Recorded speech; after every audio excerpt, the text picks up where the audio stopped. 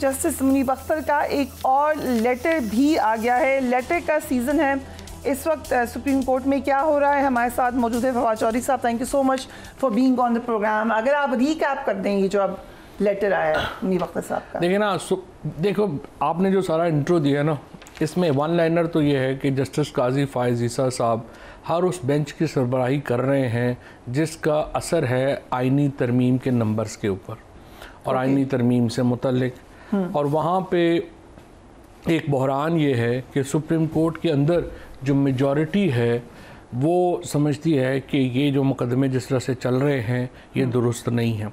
आज सुबह ये जब आर्टिकल 63A का केस क्या है, आर्टिकल 63A का केस ये है कि जब परवेज़ इलाही साहब का मामला चल रहा था चीफ मिनिस्टर बनने का, तो उनकी पार्लिमानी पार्टी तो परवेज़ इलाही साहब के साथ थी, लेकिन जो चेयरमैन थे चौधरी शुजात साहब वो चले गए थे नून लीग पीपल्स पार्टी कोalition में। तो चेयरमैन ने लेटर लिख दिया कि जी आपके जो अपना है सारे आपके जो लेटर्स वो आपके जो वोट जो है उनको काउंट ना किया जाए। ठीक, इसके ऊपर वो जो मामला है वो चला गया सुप्रीम कोर्ट के अंदर, और सुप्रीम कोर्ट ने ये कहा कि नहीं, जो पार्लिमानी पार्टी है उसकी मेजॉरिटी जिधर डिसाइड करेगी उधर वो वोट जाएगा। Which was unusual. Which was actually not unusual because parliamentary party जो थी वो मेंशन थी सुप्रीम कोर्ट में बट डिफाइन नहीं की गई थी, चेयरमैन की पावर नहीं थी। ठीक, पार्लिमानी पार्टी ही डिफाइन की थी। अनयूजुअल ये था जो कहते हैं ये कि जी वहाँ पे ये लिखा हुआ है कि आप वोट काउंट करें और उसके बाद उनको डिस्क्वालीफाई करें। तो सुप्रीम कोर्ट ने कहा कि अगर उनका वोट काउंट ही करना था तो फिर जो ये सारा प्रोसेस था ये तो रिडंडेंट हो गया, तो इसलिए उनका वोट ही काउंट ना किया जाए। नंदलेस अब चीफ जस्टिस साहब के सामने ये केस है कि जी ये गलत फैसला था, इसको रिवर्स किया जाए। और इसका असर आप इसलिए कह रहे हैं आईनी तरमीम पे पड़ेगा कि अगर मौलाना फजल रहमान साथ नहीं चाहते तो फिर वोट काउंट हो सकेंगे पीटीआई के एज इंडिपेंडेंट्स। क्योंकि आप देख रही हैं ना लोगों को माशाल्लाह से पाकिस्तान में ऐसे कॉन्स्टिट्यूशनल अमेंडमेंट हो रही है ना कि लोगों को अगवा किया जा रहा है, उनके बीवी बच्चों को अगवा करके उन पर टॉर्चर करके कह रहे हैं कि नहीं आप इस कॉन्स्टिट्यूशनल अमेंडमेंट के ऊपर वोट करें। तो अगर आर्टिकल 63A का पिछला फैसला हो तो फिर ये सब कुछ करने की ज़रूरत नहीं है क्योंकि उसका वोट काउंट ही नहीं होना पार्टी के बाहर।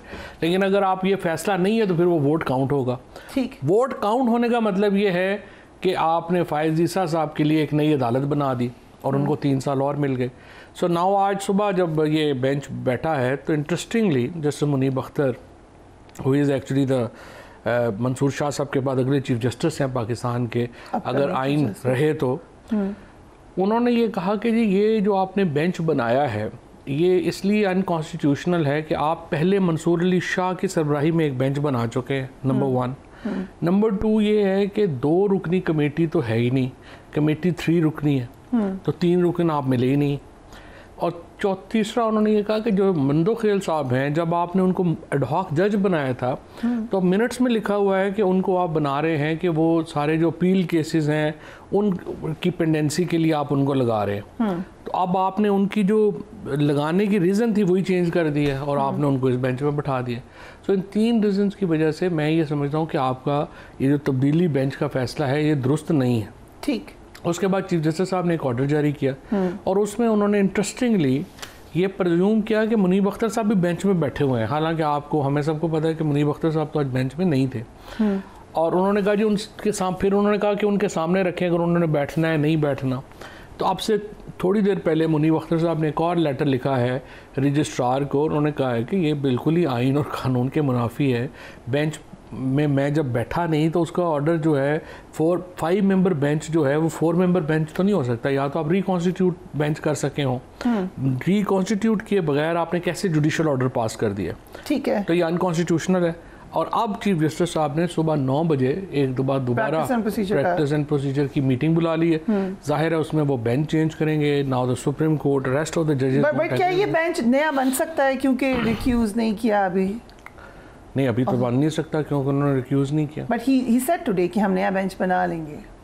वो उन्होंने तो कहा है, लेकिन अब देखें ना एक दफ़ा बेंच बन गया है, अब वो रिक्यूज़ नहीं कर रहे उससे मुनीब अख्तर साहब। पर कैन ही डू दैट कि रिक्यूज़ भी ना करें और आए भी ना? तो वो कह रहे हैं ना कि जी आप फुल कोर्ट बुलाएं और पहले तय करें कि इसका बेंच बनाने का इख्तियार कैसे रेगुलेट होता है। क्योंकि आपने ये कर दिया था ना कि बेंच पहले तो सीधा सीधा था ना कि ये एग्जैक्टली वही नहीं कर रहे जो जस्टिस काजी फायज ईसा उमर अता बंदयाल साहब के साथ। वो वही वाली बात ऑलमोस्ट रिपीट लग रहा है, बट उमर अता बंदयाल की जगह आज चीफ जस्टिस काजी फायज ईसा हैं।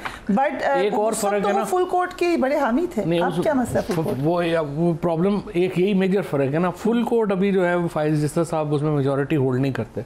सो उनके तो यही 4 जज हैं जो उन्होंने साथ बिठा लिए हैं, और 5वां जज ये भी, इनमें भी एक एडहॉक है। तो 3 जजेस हैं जो कि, या 4 जजेस हैं जो कि फायज ईसा साहब के साथ हैं, बाकी तो जज उनके साथ नहीं है। अगेन एडहॉक जज बैठ सकते हैं इसके अंदर? देखिए ना, बात यह है कि जब लाए गए थे तो इसीलिए लाए गए थे कि ये नहीं बैठेंगे। सो 4C क्या करें आप, कल क्या होगा?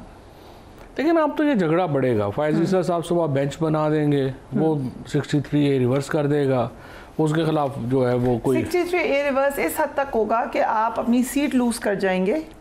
इस हद तक होगा ना कि आपका वोट काउंट होगा, वोट काउंट हो जाएगा। हाँ। अच्छा, इसके ऊपर मैं आपकी राय जानना चाहती हूँ, क्योंकि दूसरी साइड का आर्गुमेंट ये है कि अगर आप वोट काउंट नहीं करेंगे तो कभी भी कोई इख्तलाफ नहीं कर सकता, फिर जमहूरियत कैसी है?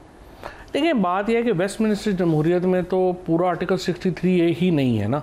वहाँ पे तो आप देखती हैं रोज पार्टीजन वोट होते हैं, और लोग जो सरवर साहब हैं जो आपके भी गवर्नर थे, उन्होंने वॉर के अगेंस्ट वोट किया था जब वो लेबर पार्टी में थे। I covered it, I remember that. हमेशा होते हैं, और हमेशा सारी अभी भी आप उठा के देखें, क्योंकि बरतानिया में, अमेरिका में जो कॉन्स्टिट्यूंसी वोटर है ना, वो सबसे ज़्यादा अगली इलेक्टेबिलिटी तय करता है कि आपने वोट कहाँ दिया, तो उस पर ज़्यादा डिबेट होती है। हमारे यहाँ ये इस तरह होता है। क्वेश्चन आवर में क्या क्वेश्चन आपने उठाया? हमारे अगर आप देखें तो ये कंसेंसस हुआ था पीपल्स पार्टी और नून लीग में फ्लोर क्रॉसिंग के खिलाफ, क्योंकि जब एक दफ़ा बेनज़ीर भुट्टो शहीद के खिलाफ नो कॉन्फिडेंस लानी थी तो उस वक्त भी बहुत ज़्यादा जो है वो चलाया गया, यहाँ पे लोगों को ख़रीदा गया, किया गया, और फिर दूसरी तरफ भी ख़रीदा गया। तो उसको एक बार देने के लिए ये जो है इसको बनाया गया। जो एक्चुअली स्पेशल सर्कमस्टेंसेस हैं पाकिस्तान की, इसलिए यहाँ पे इतना dictatorial. If you ask me, होना नहीं चाहिए। I should have a right to vote wherever I would want. लेकिन दूसरी तरफ ये है कि अगर आप पार्टी के खिलाफ जा रहे हैं, जैसे ये कह रहे हैं, तो फिर वो कहते हैं कि जी जहाँ 3 जगहों के ऊपर प्राइम मिनिस्टर यानी लीडर ऑफ द हाउस चुनने के ऊपर, कॉन्स्टिट्यूशनल अमेंडमेंट के ऊपर और बजट के ऊपर अगर आप पार्टी के खिलाफ जा रहे हैं तो फिर आप पार्टी से इस्तीफा दे दें और नया इलेक्शन लड़के आ जाए। राइट। हाँ, लेकिन ये बजट वाली बात तो बिल्कुल ही मैं इसको समझता हूँ कि ज़्यादती पे मबनी है, कि मसलन अगर मेरे हल्के में बजट नहीं दिया आपने और आप मुझे मजबूर करेंगे नहीं आप इसके ऊपर ही मोहर अंगूठा लगाएं, तो ज़्यादती वाली बात है। तो ये, लेकिन ये बनाया नवाज शरीफ साहब ने था और उन्होंने इसको बहुत ज़्यादा वाटर टाइट कर दिया। ओके, बट आईनी तरमीम हो जाएंगी अब, आपको ये लग रहा है? मेरा ख्याल है इतना आसान नहीं है। उसकी वजह यह है कि आज इमरान खान ने कॉल दे दी है धरने की, नेक्स्ट फ्राइडे से जो एहतजाज की, एहतजाज ही धरनों में बदलते हैं। ठीक है। तो उसके साथ देखिए जो तस्वुर है ना कि मौलाना को रोंद के आगे चले जाएंगे, मेरे ख्याल में ये बड़ा मुश्किल है, ये नहीं होना। सो मौलाना will remain a very important player. Hafiz Naeem Saab will remain a very important player.